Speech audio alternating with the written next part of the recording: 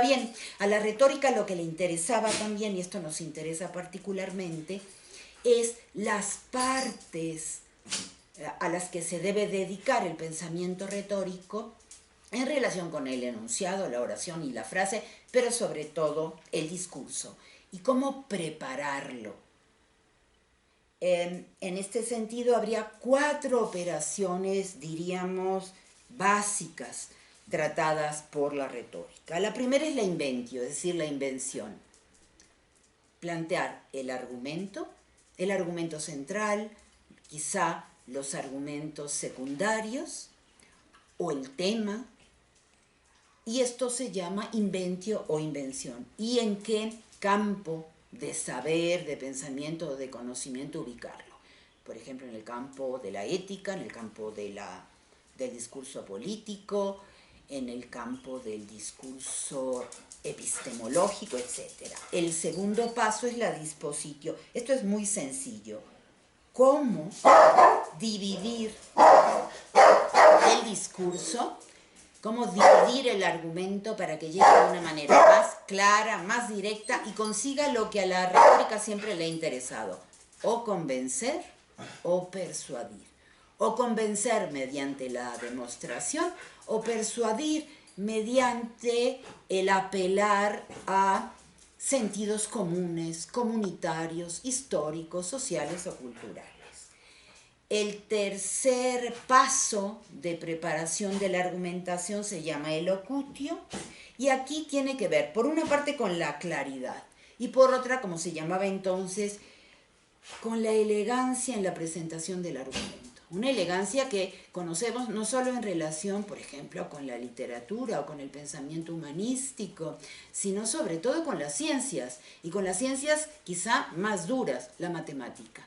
La importancia de que tú presentes de una manera elegante, muy concentrada, muy directa, muy inmediata, un argumento que busca en efecto convencer a los otros. En el caso de la retórica que más conocemos, se llega a la claridad y a la elegancia mediante las figuras o los tropos discursivos, mediante las metáforas, las metonimias, figuras discursivas. Y llegamos a la cuarta parte de preparación argumental, que es la parte que tiene que ver con la acción, es decir, cómo quien escribe o el orador se dirige a los otros.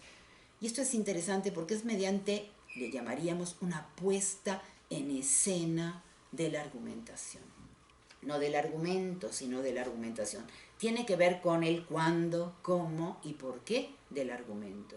Por qué conviene en un momento dado presentarlo de cierta manera. ¿Quién conviene que lo presente? En el caso de que sea un argumento que deba ser defendido oralmente, debe ser defendido al principio o al final. En fin, todo esto resulta importante. Una cosa que me parece que no debemos olvidar: estas 4 partes, estos 4 momentos de preparación argumental, aunque los he planteado en ese orden, normalmente la inventio tiene que ver con la parte de la acción, del actio, con la parte de la pronunciación correcta, apta. Tiene que ver con la dispositio o disposición, tiene que ver con la elocutio, que era la parte de la claridad y la elegancia. Quiere decir que aunque podamos, si quieren ustedes, hacer una división temporal o cronológica de estas partes, en realidad se afectan unas a las otras y conviene siempre tenerlas presentes. Mucho tiempo después, es decir, pasada la Edad Media, la retórica integró una quinta operación, junto con la inventio, la dispositio, la elocutio y el actio. Y esta fue la memoria, y tiene que ver con la formación anterior que requiere no solo el público que va a oír, a discutir, tomar partido por la cuestión argumental, sino también por aquellos que lo presentan. Y por lo tanto tiene que ver también con la enseñanza. Durante mucho tiempo la enseñanza, como sabemos, se hacía por vía de la memoria.